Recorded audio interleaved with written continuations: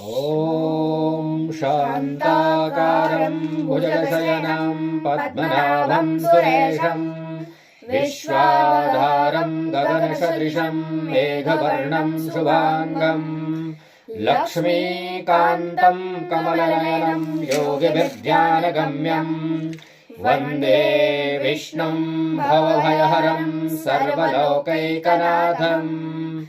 श्रीपरमात्मने नमः। अथ विष्णुसहस्रनामस्तोत्रम्।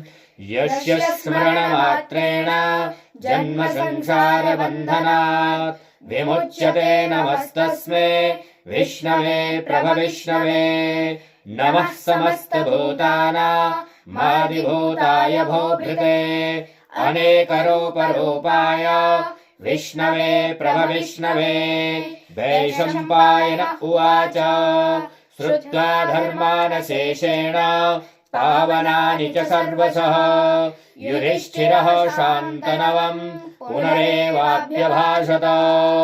युधिष्ठिर उवाच किमेकम् दैवतम् लोके किं वाप्येकम् परायणम् स्तुवन्तः कम् कमर्चन्तः प्राप्नुयुर्मानवाः शुभम्।